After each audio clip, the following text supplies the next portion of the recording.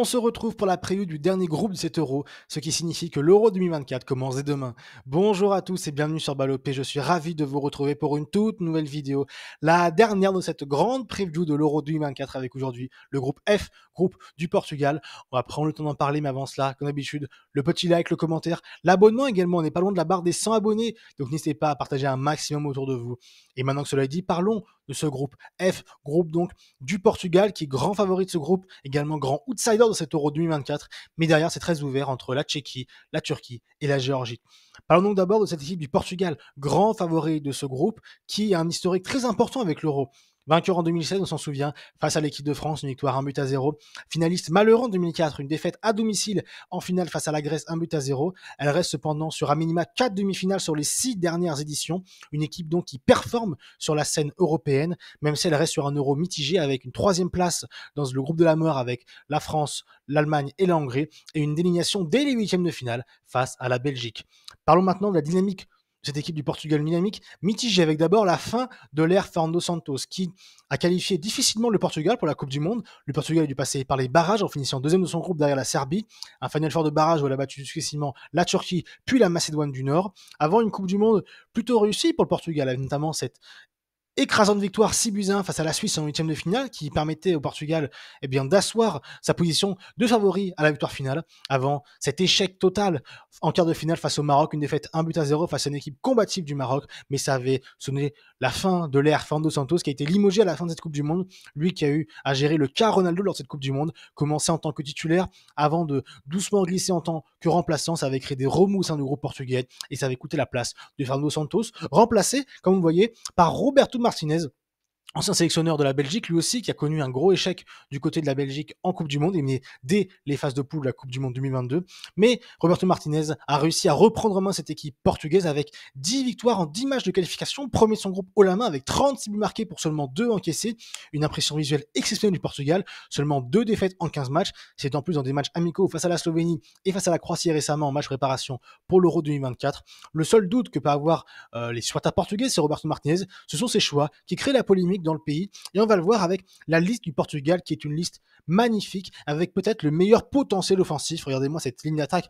Bernardo Silva, Rafael Leao, Diogo Jota, João Félix, Gonçalo Ramos, Cristiano Ronaldo, qui est encore là. On va en parler juste après. Une liste donc qui peut faire jalouser beaucoup d'équipes, même si on sent qu'il y a peut-être des défauts, notamment le gardien. C'est maintenant Diogo Costa qui a pris le rôle de numéro 1 du Rui Patricio qui maintenant a vieilli et qui est plutôt une doublure au sein de l'équipe portugaise, même si Diogo Costa n'a jamais réussi pour l'instant à montrer la pleine mesure de ses talents, lui qui est promis un grand avenir, et notamment fait cette bourde avec une sortie hasardeuse lors de la Coupe du Monde 2022 qui avait coûté le but du Maroc face aux Portugais. Doute également sur les couloirs où on ne sait pas encore si on va jouer sur une défense à 3 ou une défense à 5. Quid de Nuno Mendes, qui n'a jamais réellement réussi à retrouver son niveau cette saison avec le PSG, João Cancelo, qui en sélection a beaucoup plus de mal qu'en club. C'est les questions que va devoir se poser Roberto Martinez. Également le cas Ronaldo qui pose question, puisque Roberto Martinez, et ça lui reprochait du côté du Portugal, n'a jamais réussi à se détacher de Cristiano Ronaldo. Il l'a appelé à tous les rassemblements, il le fait jouer beaucoup titulaire, beaucoup lui reprochent de ne pas avoir cassé la relation entre le Portugal et Cristiano Ronaldo, qui avait commencé à entamer Fernando Santos, mais Cristiano Ronaldo lui rend bien, puisque Cristiano Ronaldo est performant, il marque, il a encore marqué un doublé il y a 2 jours face à l'Islande au moment où je tourne cette vidéo, l'Irlande, pardon, pas l'Islande, l'Irlande. Donc Ronaldo est performant, il a annoncé à 39 ans qu'il veut être le meilleur joueur de cet Euro, il sort d'une magnifique saison avec Al Nassr avec 35 buts en 31 matchs de championnat. Donc est-ce que Ronaldo va pouvoir porter cette équipe portugaise s'il est amené est titulaire? C'est la question qu'on peut se poser. Des choix un petit peu aussi douteux lui sont reprochés à Roberto Martinez, notamment le fait de se passer de nombreux joueurs du Sporting Portugal, pourtant champion du Portugal. On va voir si ces choix lui font défaut ou pas. On pense également à Ruben Neves, appelé alors qu'il évolue en Arabie Saoudite, même si on a vu qu'il évolue en Arabie Saoudite. Pour participer à l'Euro n'est pas un problème. On pense à Milinkovic Savic du côté de la Serbie ou encore à N'Golo Kanté du côté de l'équipe de France. Parlons maintenant des autres groupes, parce que certes le Portugal est favori, mais derrière, c'est très ouvert entre la Turquie, la Tchéquie et la Géorgie.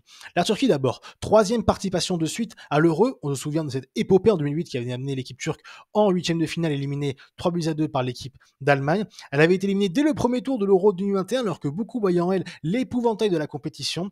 Elle a ensuite échoué à se qualifier à la Coupe du Monde 2022 en étant éliminée, comme j'ai dit, en barrage par le Portugal. Elle a cependant réussi à finir premier des qualifications à l'Euro 2024 devant la Croatie avec seulement une défaite en 10 matchs.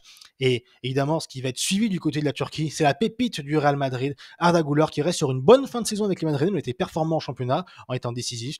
Est-ce qu'il va réussir à son très jeune âge à porter l'équipe de Turquie en numéro 10? Ce sera très intéressant de suivre cette équipe. Turquie va pouvoir poser de nombreux problèmes dans ce groupe, notamment à la Tchéquie. La Tchéquie, qui elle a toujours participé à l'Euro, que ce soit sous la forme de la Tchéquie ou la forme de la Tchécoslovaquie, elle reste sur un très bon Euro 2021. Quart de finale perdu face au Danemark, alors qu'elle avait éliminé en huitième de finale les Pays-Bas, qui avaient fait un super Euro jusqu'ici, sortie d'une poule où il y avait notamment l'Angleterre et l'Écosse. Elle a cependant échoué à se qualifier pour la Coupe du Monde 2022 et reste sur des qualifs moribondes, une deuxième place derrière l'Albanie, qui avaient battu 3-0 en Albanie.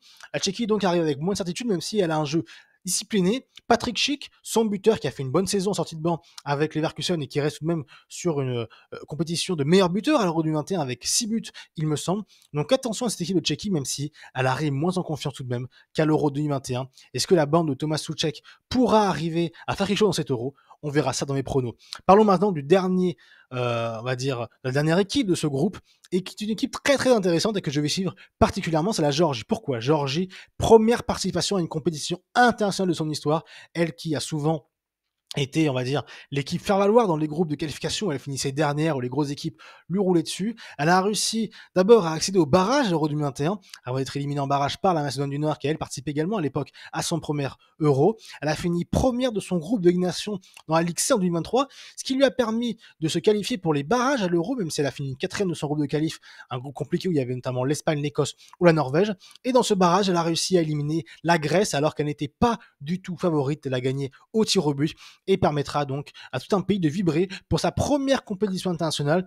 C'est l'aboutissement d'un projet porté par Willy Sagnol, sélectionneur depuis le début 2021, à qui on lui a donné du temps. Il a également réussi à donner de la confiance à des joueurs qui jouaient dans des clubs de seconde zone, en deuxième division ou même en première division géorgienne, qui n'est pas la plus grande division européenne.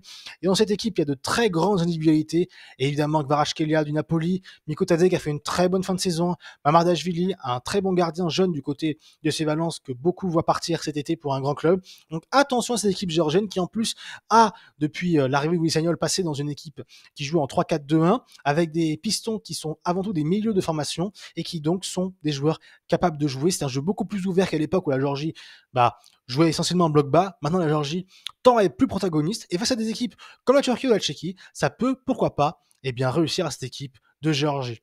Alors maintenant que cela est dit, quel pronostic pour ce groupe? Sans grande surprise, évidemment, le Portugal premier de son groupe, qui, on le sait, avec l'armada offensive et avec simplement son talent, tout simplement, et ses certitudes dans le jeu et ses certitudes de résultats, elle finira, à mon avis, première de ce groupe haut la main, avec certainement 3 victoires en 3 matchs. Et attention également, du côté de Cristiano Ronaldo, à ne pas déjà rentrer dans l'histoire avec, pourquoi pas, déjà 3-4 buts dès les phases de poule. Cristiano Ronaldo, qui l'a dit, l'a répété, est là pour marquer l'histoire.